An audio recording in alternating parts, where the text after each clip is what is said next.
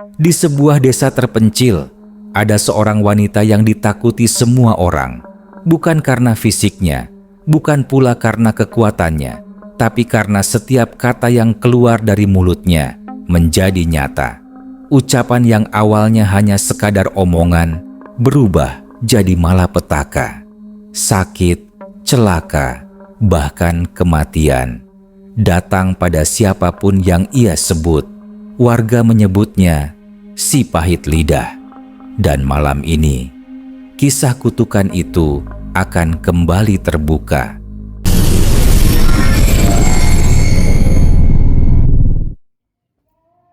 Di sebuah desa terpencil bernama Kebon Sari, berdiri rumah tua berdinding papan yang selalu menimbulkan rasa was-was bagi siapapun yang lewat. Rumah itu dihuni oleh seorang wanita paruh baya bernama Lasmi, yang oleh warga dijuluki si pahit lidah.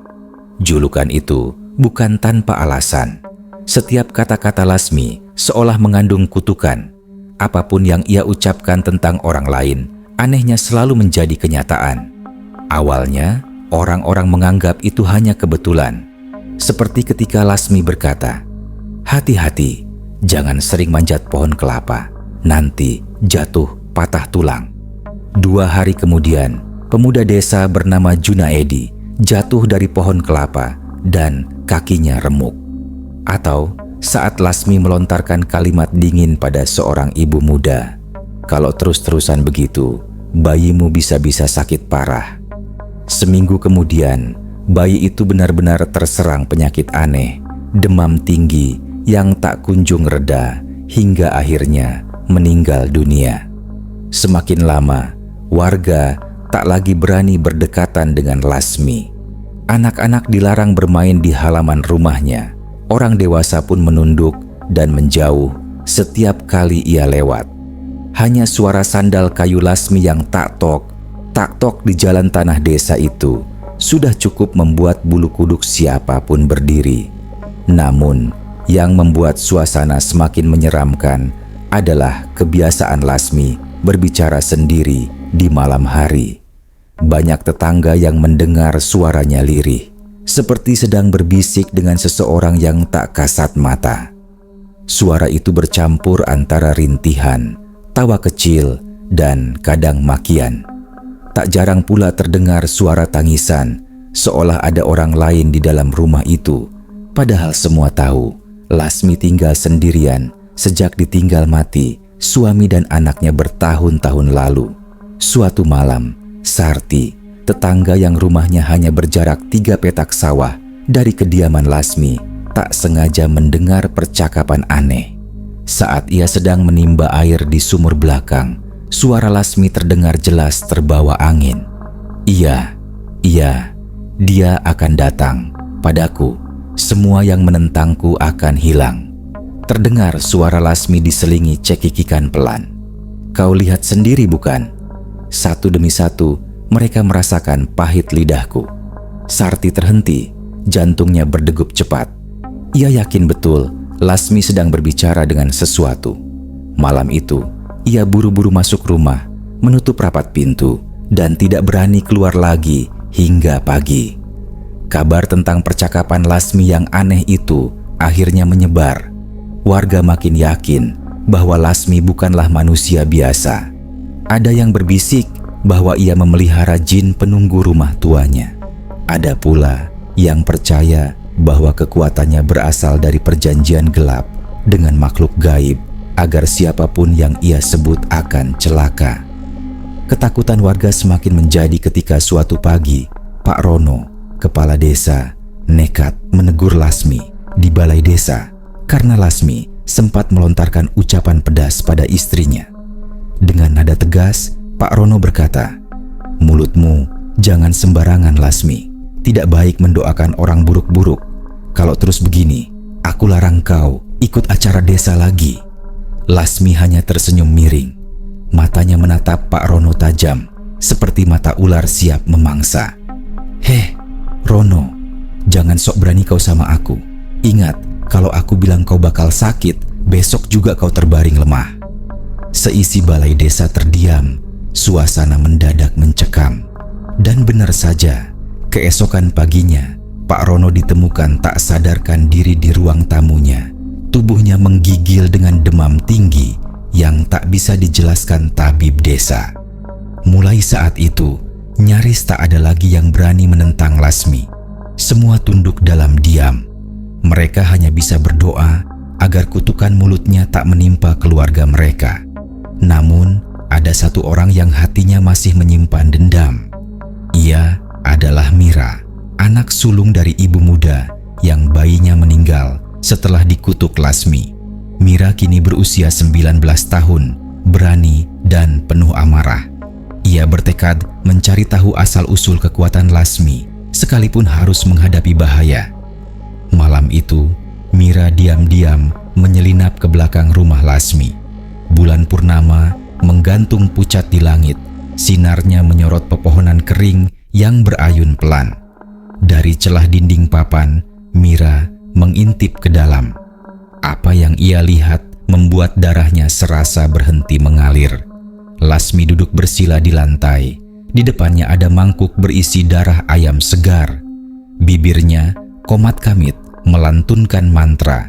Sementara di dinding terlihat bayangan hitam yang bergerak sendiri, bukan bayangan tubuh Lasmi. Bayangan itu tampak lebih tinggi dengan tanduk yang menjulang, seolah ada makhluk lain yang berdiri di sana. Mira menahan napas, tubuhnya bergetar. Tapi sebelum ia sempat mundur, tiba-tiba Lasmi menoleh. Matanya yang putih tanpa bola menatap lurus ke arah celah dinding tempat Mira mengintip. Bibirnya tersenyum lebar, memperlihatkan deretan gigi kuning berlumuran darah. "Kau ingin tahu rahasiaku, Mira?" bisiknya lirih, namun terdengar jelas. "Kalau begitu, bersiaplah, karena kau akan jadi korban berikutnya." Mira terperanjat, terjatuh ke tanah. Malam itu, suara tawa Lasmi menggema di seluruh desa, membuat ayam-ayam berkokok panik dan anjing-anjing menggonggong panjang. Warga yang mendengarnya hanya bisa berdiam di balik pintu, memeluk keluarga mereka erat-erat, tak berani keluar. Dan sejak malam itu, teror si pahit lidah benar-benar dimulai. Sejak malam ketika Mira mengintip ritual Lasmi, suasana desa Kebonsari berubah semakin mencekam. Angin malam sering berhembus dingin tanpa sebab. Suara-suara aneh terdengar dari arah rumah Lasmi, dan binatang peliharaan warga mati satu persatu dengan cara yang mengerikan. Ayam-ayam ditemukan dengan kepala terpenggal, kambing tiba-tiba kejang lalu mati dengan mulut berbusa. Bahkan kuda tua milik Pak Rono ditemukan membusuk hanya semalam setelah ia mengembiknya di kandang. Orang-orang mulai percaya bahwa kutukan si pahit lidah kini bukan hanya menimpa manusia, melainkan juga hewan dan seluruh lingkungan desa. Mereka semakin takut untuk keluar rumah selepas maghrib. Jalan tanah desa menjadi lengang, hanya diterangi lampu minyak yang redup. Sementara suara jangkrik dan burung hantu semakin keras terdengar. Di sisi lain, Mira tak bisa tenang. Malam itu, wajah Lasmi dengan mata putih kosong terus menghantui pikirannya. Ia merasa seolah ada sesuatu yang mengikutinya sejak pulang mengintip. Malam pertama, ia mendengar bisikan samar di telinganya saat berbaring. "Korban berikutnya, kau, Mira." Mira terbangun dengan keringat dingin membasahi tubuh. Ia mencari sumber suara itu, tapi kamarnya sepi. Ibunya sudah lama tidur di kamar sebelah. Namun, ketika ia menoleh ke jendela, terlihat bayangan hitam besar berdiri di luar, hanya menatap tanpa wajah. Seketika Mira menutup matanya rapat-rapat dan berdoa, berharap makhluk itu segera pergi. Esoknya, ia memberanikan diri menceritakan apa yang ia lihat kepada ibunya. Tetapi sang ibu yang masih trauma kehilangan bayi hanya bisa menangis. "Mira, jangan macam-macam. Jangan ikut campur urusan Lasmi. Kau tahu sendiri, siapapun melawan dia pasti celaka." Namun, tekad Mira sudah bulat. Ia tak bisa membiarkan wanita itu terus menebar teror. Maka diam-diam ia mendatangi Pak Rono, meski kepala desa itu masih sakit dan tubuhnya lemah. Di beranda rumah, mereka berbincang dengan suara rendah. "Pak, saya tahu rahasia Lasmi," bisik Mira dengan suara gemetar. Pak Rono menatapnya dengan mata sayu. "Apa maksudmu, Nak?" "Saya lihat sendiri." Dia memanggil sesuatu. Makhluk tinggi dengan tanduk. Itu sumber kekuatannya. Wajah Pak Rono pucat. Ia menarik napas dalam-dalam. "Kalau benar begitu, kita tak bisa melawannya sendirian. Kita perlu bantuan orang pintar dari luar desa." Mira mengangguk. Namun, sebelum mereka sempat menyusun rencana, suara aneh terdengar dari dalam rumah Pak Rono. Piring-piring berjatuhan tanpa ada angin, dan suara tangisan anak kecil menggema dari kamar kosong. Mira spontan berdiri, wajahnya pucat pasi. "Pak, apa ada anak kecil di rumah ini?" tanyanya. Pak Rono menggeleng cepat. "Tidak ada. Sejak istriku pingsan kemarin, hanya kami berdua di sini." Tangisan itu semakin keras, berubah menjadi jeritan melengking. Pintu kamar terbanting keras, dan sekelebat bayangan hitam melintas begitu cepat. Angin dingin menusuk masuk, membuat lampu minyak berkedip hampir padam. Mira menjerit, sementara Pak Rono mencoba membaca doa. Namun saat ia membuka mulut, tubuhnya langsung terhuyung dan muntah darah segar di lantai. Mira panik, mencoba menolong, tapi Pak Rono menahan tangannya. "Pergi Mira, cari bantuan. Lasmi sudah tahu rencana kita," ucapnya lemah sebelum kembali muntah darah dan jatuh pingsan. Dengan air mata bercucuran, Mira berlari meninggalkan rumah itu. Jalan desa terasa lebih panjang malam itu. Setiap langkahnya diiringi suara bisikan di telinga. Tidak ada yang bisa selamat. Semua akan jadi milikku. Ketika Mira akhirnya sampai di rumah, ia menemukan ibunya duduk kaku di kursi ruang depan. Wajah ibunya pucat, matanya terbuka lebar tanpa berkedip, dan mulutnya bergerak-gerak seolah sedang menggumamkan sesuatu. Mira mendekat sambil menangis. "Ibu, kenapa Bu?" Namun tiba-tiba, suara yang keluar dari mulut ibunya bukan suara sang ibu, melainkan suara berat yang dalam. "Mira, kau sudah dipilih. Jangan melawan, atau seluruh desa akan musnah." Mira menjerit ketakutan, langsung menutup telinga dan berlari ke kamar. Dari dalam kamar, ia mendengar suara ibunya tertawa keras, tertawa yang sama dengan tawa Lasmi malam itu. Sejak malam itu, Mira yakin benar bahwa Lasmi sudah menguasai bukan hanya dirinya, tapi juga orang-orang terdekatnya. Desa Kebonsari kini seperti dilingkupi kabut hitam tak kasat mata. Dan perlahan, satu demi satu warga desa mulai jatuh sakit misterius. Ada yang mendadak buta, ada yang tubuhnya kaku seperti batu, bahkan ada yang ditemukan mati membiru di ranjang. Semua percaya itu adalah kutukan dari mulut si pahit lidah. Namun di balik rasa takutnya, Mira tahu hanya ada dua pilihan: melawan atau seluruh desa akan menjadi tumbal. Malam di desa Kebonsari semakin terasa berat. Udara dingin seolah membawa bisikan gaib yang menusuk telinga setiap orang yang terjaga. Lampu-lampu minyak meredup, suara jangkrik tak lagi terdengar, digantikan dengan dentingan aneh seperti logam yang dipukul berulang kali dari arah rumah Lasmi. Mira, yang malam sebelumnya mendengar ibunya berbicara dengan suara makhluk asing, kini tak bisa tidur. Ia duduk di sudut kamar, memeluk lutut dengan wajah pucat. Dalam hatinya, ia bertanya-tanya, apakah ibunya masih sama atau sudah sepenuhnya dikuasai oleh Lasmi? Pagi harinya, Mira memberanikan diri mendatangi Sarti, tetangga yang paling sering mendengar bisikan aneh dari rumah Lasmi. Di dapur rumah sederhana Sarti, keduanya berbicara dengan suara bergetar. "Sarti, Aku lihat dengan mata kepalaku sendiri. Lasmi tidak sendirian di rumahnya. Ada bayangan tinggi bertanduk. Dia bicara dengan makhluk itu, ucap Mira. Suaranya serak. Sarti menelan ludah. Wajahnya pucat. Aku percaya, Mir. Aku juga pernah dengar. Dia sebut nama makhluk itu Kiai Jagat Hitam. Katanya, itu jin penunggu tanah kebon tua yang dulu dipakai kuburan massal. Lasmi bikin perjanjian dengan makhluk itu. Mira terdiam. Kata-kata Sarti menggema di kepalanya. Kuburan massal. Ia baru tahu tanah tempat rumah Lasmi berdiri menyimpan sejarah kelam. Sarti melanjutkan, dulu sebelum rumah itu dibangun, banyak orang bilang tanahnya angker. Konon pada masa penjajahan, puluhan orang dibantai di sana. Mayatnya ditimbun begitu saja, tanpa doa, tanpa kafan.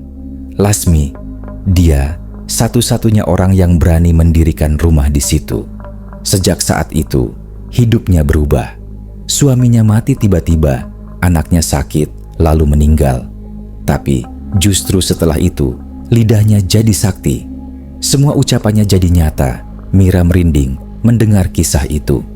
Ia tahu sekarang, kekuatan Lasmi bukan bawaan lahir, melainkan hasil perjanjian gelap. Dan jika benar Kiai Jagat Hitam yang menjadi sekutunya, maka yang dilawan bukan sekadar manusia, melainkan iblis penghuni tanah terkutuk. Sore itu, Mira kembali ke rumah. Ia menemukan ibunya duduk di kursi, masih dengan tatapan kosong. Namun kali ini, ada bercak darah mengering di bibir sang ibu. Mira mendekat dengan hati-hati. "Ibu, ini Mira, Bu. Sadarlah." Namun tiba-tiba, tangan ibunya mencengkeram pergelangan Mira dengan kekuatan tak wajar. Matanya berputar, hanya putih yang terlihat. Lalu, dari mulutnya keluar suara parau. "Mira, jangan melawan Lasmi. Kau hanya manusia kecil. Kalau kau terus cari rahasia, kuburan massal itu akan menelanmu hidup-hidup." Mira menjerit, menarik tangannya sekuat tenaga, lalu berlari keluar rumah. Tangisan putus asa pecah dari bibirnya. Ia kini benar-benar yakin Lasmi sudah mulai mengambil alih orang-orang di sekitarnya. Malam itu, Mira kembali mencari Pak Rono untuk meminta petunjuk.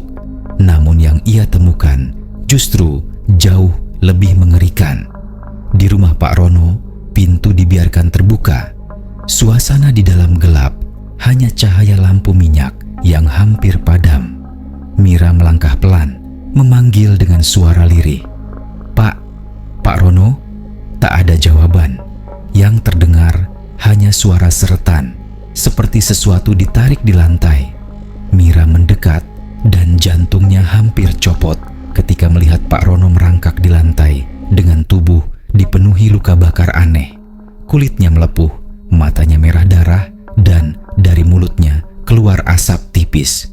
"Mira," suaranya hampir tak terdengar. "Dia datang, Lasmi. Dia sudah tahu semuanya."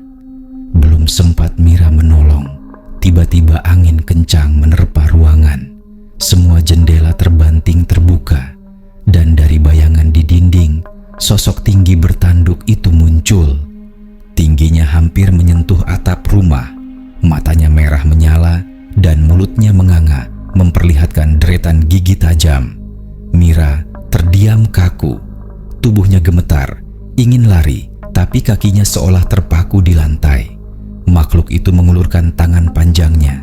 Kuku hitam runcing hampir menyentuh kepala Mira. Namun tiba-tiba Pak Rono berteriak keras membaca doa, meski suaranya parau dan terbata. Makhluk itu meringis, menjerit keras, lalu lenyap dalam asap hitam pekat. Pak Rono tergeletak lemas, napasnya tersengal. "Mira, dengar aku. Satu-satunya cara, kau harus gali rahasia kuburan itu. Cari tulang-tulang yang ditimbun di bawah rumah Lasmi. Itu sumber kekuatannya." Air mata Mira jatuh deras. "Tapi Pak, aku tak mungkin bisa sendirian." Pak Rono menggenggam tangannya, meski tubuhnya hampir tak berdaya. "Kau satu-satunya yang berani. Jangan biarkan Lasmi menguasai desa ini." Mira mengangguk meski hatinya diliputi ketakutan. Malam itu, ia pulang dengan tubuh gemetar, tapi pikirannya bulat. Jika benar rahasia kutukan ada pada kuburan massal di bawah rumah Lasmi, maka ia harus menemukannya. Namun, yang ia tidak tahu, Lasmi sudah menunggunya. Dari balik tirai rumah tuanya, Lasmi menatap keluar dengan senyum menyeringai. Matanya memerah, suaranya berbisik kepada bayangan bertanduk yang berdiri di belakangnya.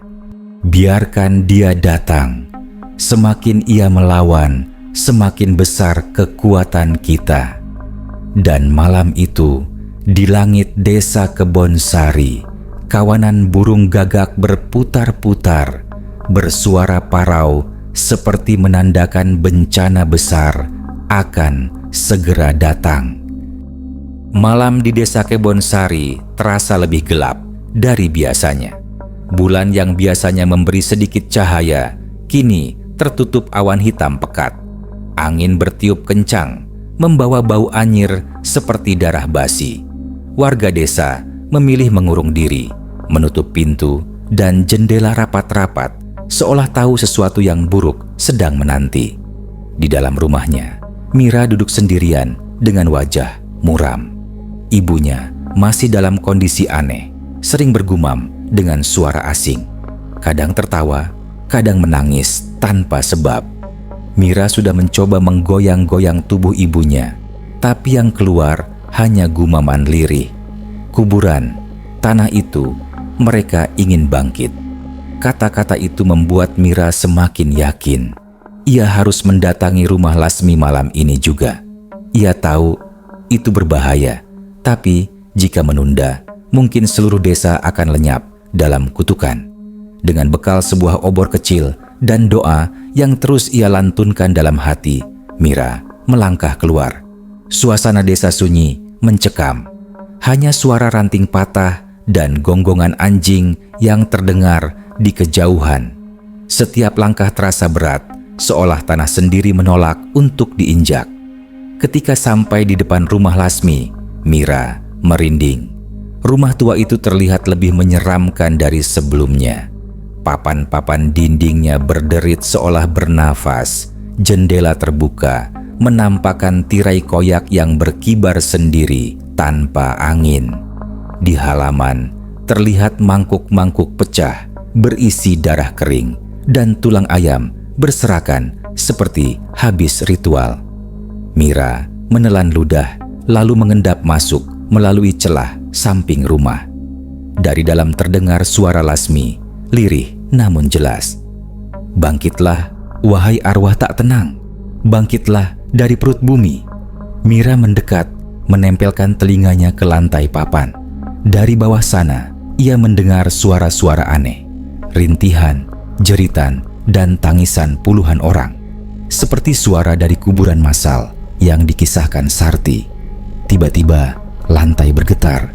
Papan-papan retak, tanah di bawahnya seolah hidup. Mira terperangah, tubuhnya kaku. Ia segera bersembunyi di balik lemari tua saat Lasmi muncul dari kamar. Lasmi tampak berbeda. Matanya merah menyala, rambutnya kusut menjuntai sampai tanah, dan kulit wajahnya keriput dengan urat-urat hitam menonjol. Ia membawa kendi tanah liat berisi cairan hitam kental. Dengan suara lantang, ia menuangkannya ke lantai yang retak. Sekejap kemudian, suara jeritan makin keras. Dari celah papan, tangan-tangan kurus pucat keluar, mencoba meraih udara. Satu persatu, sosok tubuh muncul, mayat dengan wajah hancur, tubuh membusuk, namun masih bergerak. Bau busuk menusuk hidung, membuat Mira hampir muntah. "Bangkitlah, kalian semua budakku, penuhi desa ini," teriak Lasmi dengan tawa mengerikan. Puluhan sosok mayat itu merangkak keluar dari lantai, mata kosong menatap liar. Suasana rumah berubah seperti neraka. Lantai penuh lumpur bercampur darah, udara bergetar oleh jeritan arwah yang dibangkitkan. Mira menahan napas, air matanya mengalir deras. Ia sadar inilah sumber kekuatan Lasmi, arwah kuburan massal yang dijadikan pasukan gaib. Namun, Tanpa ia sadari, obor kecil di tangannya menimbulkan cahaya samar yang memantul di dinding. Lasmi menoleh cepat. Matanya langsung menangkap sosok Mira yang bersembunyi. Senyum menyeringai muncul di wajah tuanya. "Ah, jadi kau datang juga, Mira. Tepat seperti yang kuinginkan." Mira terperanjat. Ia mencoba berlari, tapi sebelum sempat melangkah, salah satu mayat meraih kakinya dari bawah. Tangan dingin dan licin itu menariknya kuat. Mira menjerit, berusaha melepaskan diri. Ia menendang keras hingga mayat itu terlepas, lalu berlari keluar rumah sekuat tenaga. Namun, begitu keluar, ia melihat pemandangan yang lebih mengerikan. Dari bawah tanah halaman rumah Lasmi, puluhan tangan lain muncul. Tanah bergerak, retak, dan dari sana muncul tubuh-tubuh busuk yang sama. Mereka bangkit, berjalan terseok-seok menuju desa. Mira berlari sambil menangis. Obor di tangannya bergoyang-goyang. Suaranya bergetar saat ia berteriak, "Orang-orang, bangun! Lasmi membangkitkan arwah kuburan." Namun, tak ada yang berani keluar rumah. Pintu-pintu tetap tertutup. Hanya suara tangisan anak-anak kecil yang terdengar dari balik dinding. Desa Kebonsari kini seperti kota mati. Di belakangnya, Lasmi keluar dari rumah dengan langkah perlahan. Matanya menatap Mira tajam. Di sekelilingnya, mayat-mayat berjalan mengikuti. Suaranya bergema lebih dalam daripada suara manusia. "Lari saja, Mira. Tapi kau tak bisa menghindar. Arwah ini haus dendam, dan kau akan jadi persembahan terakhirku." Mira terus berlari menuju sawah, berharap bisa bersembunyi. Namun, dari balik kabut malam, ia melihat sosok Sarti berlari ke arahnya dengan wajah panik. "Mira, apa yang kau lakukan?" Mereka keluar dari tanah. Aku lihat dengan mata sendiri," teriak Sarti dengan suara gemetar. Mira menggenggam tangan Sarti, air matanya jatuh. "Kita harus hancurkan sumber kekuatan Lasmi, kuburan massal itu. Kalau tidak, desa ini akan tamat." Sarti menatap Mira dengan ketakutan, tapi ia mengangguk. "Baik, aku ikut bersamamu." Di belakang mereka, suara jeritan arwah dan tawa Lasmi semakin mendekat. Malam desa Kebonsari kini bukan lagi malam biasa. Itu adalah malam kebangkitan kuburan. Malam di mana batas antara dunia manusia dan dunia kematian mulai runtuh. Dan Mira tahu pertempuran sesungguhnya baru saja dimulai. Malam itu, sawah di desa Kebonsari berubah menjadi lautan kabut putih pekat. Kabut tersebut tidak biasa. Dinginnya menusuk tulang, dan di dalamnya terdengar suara rintihan panjang seperti dari orang yang disiksa. Mira dan Sarti berlari sekuat tenaga. Obor kecil di tangan Mira menjadi satu-satunya cahaya yang menembus pekatnya kabut. Di belakang mereka, puluhan arwah mayat kuburan massal merangkak keluar dari tanah. Tubuhnya membusuk, mata kosong, menatap ke depan. Mereka berjalan terseok-seok, namun jumlah mereka terus bertambah. Dari kejauhan, suara tawa Lasmi terdengar lantang, memantul di antara kabut. "Lari saja, Mira. Semakin kau melawan, semakin besar kutukanku akan menelanmu." Mira menggenggam tangan Sarti erat-erat. Napasnya terengah, tapi tekad di matanya tak goyah. "Kita harus kembali ke rumahnya," Pak Rono bilang. "Rahasianya ada di kuburan massal itu. Kalau kita hancurkan, mungkin mereka semua akan lenyap." Sarti menelan ludah. Tubuhnya gemetar hebat, tapi ia mengangguk. "Kalau begitu, kita harus lakukan malam ini juga." Dengan langkah terseok, keduanya menyusuri jalan setapak menuju rumah Lasmi lagi. Kali ini bukan untuk bersembunyi, tapi untuk menyerang. Sesampainya di halaman rumah, pemandangan yang mereka lihat membuat bulu kuduk merinding. Tanah halaman telah terbuka lebar, menyerupai kawah hitam. Dari dalamnya, arwah-arwah terus bermunculan, merangkak naik dengan jeritan memilukan. Bau busuk bercampur darah membuat perut hampir mual. Lasmi berdiri di tepi kawah itu.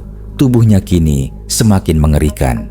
Rambutnya menjuntai liar, kulit wajahnya mengelupas memperlihatkan daging hitam, dan matanya putih bercahaya.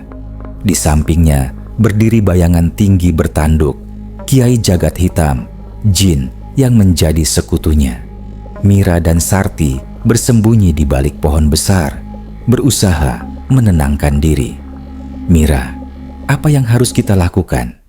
bisik Sarti, hampir menangis. "Kita cari titik di mana arwah itu bangkit. Pasti ada benda atau tanda yang mengikat mereka," jawab Mira dengan suara pelan tapi mantap. Namun, Lasmi seolah tahu keberadaan mereka. Ia menoleh ke arah pohon besar itu, senyum menyeringai lebar. "Keluar kalian, anak-anak bodoh. Tak ada tempat untuk bersembunyi. Kuburan ini lapar, dan kalian adalah santapannya malam ini."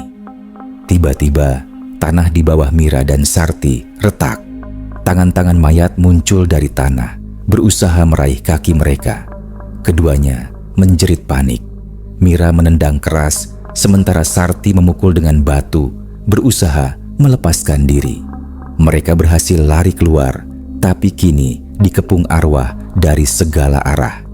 Dengan nekat, Mira mengangkat obor dan berlari menerobos kerumunan arwah itu, menyeret Sarti bersamanya. Api obor membuat sebagian arwah menjauh, tapi banyak yang tetap mendekat dengan jeritan menyayat. Akhirnya, mereka berhasil sampai ke tepi kawah. Dari sana, terlihat jelas tulang belulang manusia menumpuk di dasar lubang, bercampur dengan lumpur dan darah. Tulang itu berkilauan aneh, seperti dialiri energi hitam. Mira teringat kata-kata Pak Rono, "Cari tulang-tulang itu, sumber kekuatannya." Ia menoleh pada Sarti. "Kita harus bakar tulang-tulang itu. Api bisa menghancurkan ikatan mereka." Sarti terperanjat. "Tapi bagaimana caranya? Obormu terlalu kecil." "Kita lempar ke dalam. Semoga cukup." Tanpa pikir panjang, Mira mengangkat obor tinggi-tinggi, lalu melemparkannya ke kawah. Api kecil itu jatuh, mengenai tumpukan tulang. Seketika terdengar jeritan panjang dari dasar lubang. Arwah-arwah di sekeliling mereka mendadak berhenti bergerak, tubuhnya bergetar hebat. Namun, Lasmi menjerit marah. "Berani sekali kau, Mira." Dengan gerakan cepat, ia mengangkat tangannya. Dari tanah, akar-akar hitam menyembul keluar, melilit tubuh Mira. Gadis itu menjerit, tubuhnya terangkat ke udara. Sarti berusaha menolong, tapi terdorong mundur oleh hembusan angin gaib. Mira menggeliat, berusaha melepaskan diri. Akar-akar itu menekan tubuhnya kuat, membuat tulangnya hampir patah. Lasmi mendekat dengan wajah menyeringai. "Kau pikir bisa menghancurkan kekuatanku? Kuburan ini milikku. Kiai Jagat Hitam memberiku kuasa. Semua orang di desa ini akan tunduk padaku. Bahkan arwah yang tak tenang pun menjadi budakku." Mira menatapnya dengan mata penuh amarah. Meski tubuhnya sakit, ia tetap berteriak lantang. "Tidak, Lasmi. Kau hanya memperbudak arwah yang tak bersalah. Kau iblis, bukan manusia lagi." Lasmi menampar wajah Mira keras, hingga darah mengalir dari bibirnya. "Diam, lidahku pahit, dan apapun yang kuucap akan jadi nyata. Kalau kubilang kau mati malam ini, maka kau akan mati." Saat itu juga, kawah di bawah mereka berguncang. Arwah-arwah kembali bergerak, jeritan mereka menggema. Sarti berlari, nekat menendang obor cadangan dari rumah Lasmi yang masih menyala di sudut ruangan, lalu melemparkannya ke kawah. Api itu jatuh tepat di tumpukan tulang yang sebelumnya belum tersentuh. Seketika, kobaran besar muncul. Suara jeritan ribuan arwah mengguncang udara. Tubuh arwah-arwah yang mengepung mereka mulai terbakar satu persatu, lenyap dalam asap hitam. Lasmi berteriak histeris, matanya merah, tubuhnya bergetar, lalu perlahan kulitnya melepuh. Tidak, tidak, kalian tidak boleh menghancurkannya. Namun api terus membesar, melahap tulang-tulang kutukan itu. Bayangan bertanduk di samping Lasmi meraung keras. Tubuhnya retak, lalu lenyap menjadi asap pekat. Mira terjatuh ke tanah ketika ikatan akar mengendur. Sarti segera menolongnya. Mereka berdua menatap Lasmi yang kini mengerang. Tubuhnya terbakar api hitam dari dalam. Ini belum berakhir. Suara Lasmi serak, wajahnya meleleh. Kutukan pahit lidahku akan tetap hidup. Lalu tubuhnya meledak menjadi abu yang beterbangan, menyatu dengan kabut malam. Mira dan Sarti terdiam, tubuh mereka lemah. Api perlahan padam, menyisakan kawah yang kini hening. Arwah-arwah telah lenyap, tapi udara desa tetap terasa berat, seolah sesuatu belum benar-benar selesai. Mira menggenggam tangan Sarti erat. Kita berhasil, tapi aku merasa ini belum selesai. Lasmi mungkin belum benar-benar mati. Kabut masih tebal, dan dari kejauhan terdengar suara tawa samar, suara yang mereka kenal betul. Api di kawah rumah Lasmi sudah padam, menyisakan bekas hitam pekat di tanah. Mira dan Sarti berdiri lemas, tubuh mereka penuh luka dan kotoran lumpur. Nafas keduanya tersengal, tapi hati mereka lega. Arwah-arwah yang sebelumnya merangkak keluar kini lenyap, meninggalkan keheningan yang menakutkan. Sudah selesai, bisik Sarti dengan suara bergetar. Mira menatap kawah itu lama, lalu menggeleng pelan. Aku tidak yakin Sarti. Lasmi, dia bukan wanita biasa. Perjanjian dengan Kiai Jagat Hitam itu bukan hal yang mudah diputus. Belum sempat mereka melangkah pergi, tiba-tiba angin malam bertiup kencang. Kabut yang sempat menipis kini kembali menebal, jauh lebih pekat. Bau busuk kembali menyeruak, lebih menyengat daripada sebelumnya. Dari dalam kabut, suara tawa lirih terdengar, suara Lasmi. Kalian pikir bisa menghancurkanku begitu saja? Hahaha, kalian hanya membangunkan kutukan yang lebih besar. Mira dan Sarti saling pandang. Wajah mereka pucat pasi. Dari kawah hitam itu, perlahan muncul sesuatu yang lebih mengerikan. Bukan lagi arwah manusia, melainkan sosok tinggi dengan tubuh terbakar. Matanya merah menyala dan tanduk menjulang ke langit. Suaranya bergema bagai guntur. Aku, Kiai Jagat Hitam, penguasa tanah ini, dan Lasmi, kini bagian dariku. Dari asap hitam, wajah Lasmi muncul samar-samar di dada makhluk itu, tersenyum menyeringai. Aku tak akan mati, Mira. Lidahku akan terus menebar kutukan, meski ragaku telah habis. Setiap kata, setiap ucapan akan jadi nyata. Mira dan Sarti berlari sekuat tenaga, tapi tanah di bawah mereka berguncang. Pohon-pohon tumbang, sawah retak, dan jeritan samar terdengar di seluruh penjuru desa. Rumah-rumah warga bergetar, pintu-pintu terbanting sendiri. Orang-orang yang ketakutan akhirnya keluar, hanya untuk melihat bayangan raksasa hitam menjulang dari arah rumah Lasmi. Warga menjerit, sebagian lari ke sawah, sebagian jatuh tersungkur. Anak-anak menangis dan suara azan samar terdengar dari surau kecil desa. Mira terhuyung, lalu menoleh ke arah warga yang panik. Dengan suara lantang, ia berteriak, "Semua orang, bacalah doa. Jangan biarkan makhluk itu berkuasa. Hanya doa yang bisa melawannya." Warga, meski ketakutan, mulai membaca doa dengan suara terbata. Suara itu bergema, bercampur tangisan dan jeritan. Kabut mulai bergetar, meski makhluk itu tetap berdiri kokoh. Kiai Jagat Hitam meraung, suaranya mengguncang tanah. Kalian berani melawanku? Kalian hanyalah manusia lemah. Namun Mira tak menyerah. Ia mengambil batu besar di tanah, lalu berlari menuju kawah. Dengan sekuat tenaga, ia melempar batu itu ke dalam sambil berteriak, "Kembalilah kalian ke tempat asal. Jangan biarkan arwah yang tak bersalah jadi budak. Saat itu, cahaya aneh muncul dari kawah. Api putih berkobar melawan asap hitam. Arwah-arwah yang sempat bangkit tampak menarik diri. Wajah mereka penuh tangis, tapi perlahan memudar. Kiai Jagat Hitam menjerit marah. Wajah Lasmi di dadanya memutar kepala, matanya menatap lurus ke arah Mira. Kau berani melawanku, Mira? Kutukanku akan mengikutimu sampai mati. Tubuh Mira mendadak terasa berat. Lehernya seolah dicekik tak kasat mata. Sarti menjerit, mencoba menarik Mira, tapi angin kencang mendorongnya jauh. Mira terengah, wajahnya pucat, namun ia tetap berdoa dengan suara lirih, mengulang doa yang pernah diajarkan almarhum ayahnya. Api putih semakin besar, menelan asap hitam. Suara ribuan jeritan terdengar bersamaan. Kiai Jagat Hitam meronta, tubuhnya retak seperti batu pecah.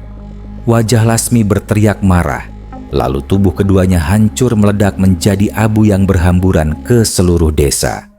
Angin berhenti, kabut lenyap. Desa Kebonsari kembali sunyi. Warga perlahan keluar, menatap ke arah Mira dan Sarti yang terkulai di tanah. Mereka masih hidup, meski lemah. Pak Rono yang sempat sakit keras kini muncul dibantu 2 orang. Tubuhnya sudah lebih baik. Ia menatap Mira dengan mata berkaca-kaca. Kau menyelamatkan desa ini, Nak. Mira hanya bisa tersenyum tipis meski tubuhnya penuh luka. Ia menatap ke arah kawah yang kini tertutup kembali, hanya meninggalkan tanah gosong. Namun, malam itu, ketika semua orang mulai merasa lega, suara lirih terdengar lagi. Hanya Mira yang mendengarnya, dekat di telinganya.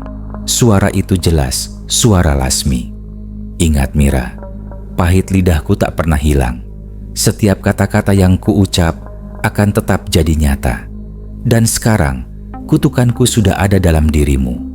Mira terperanjat, menoleh cepat. Tak ada siapa-siapa. Tapi, sejak saat itu, ia mulai merasa aneh. Setiap kali ia mengucap sesuatu tentang orang lain, keesokan harinya ucapan itu menjadi kenyataan. Persis seperti Lasmi dulu. Desa Kebonsari memang selamat dari teror Lasmi. Namun ternyata, si pahit lidah tidak benar-benar hilang. Kutukannya berpindah kepada Mira. Dan hingga hari ini, warga masih percaya. Siapapun yang hidup di desa Kebonsari harus berhati-hati berbicara di hadapan Mira. Karena jika ia berucap, maka takdir buruk bisa saja menimpa siapa saja. Mereka kira Lasmi telah lenyap. Mereka kira kutukan sudah berakhir.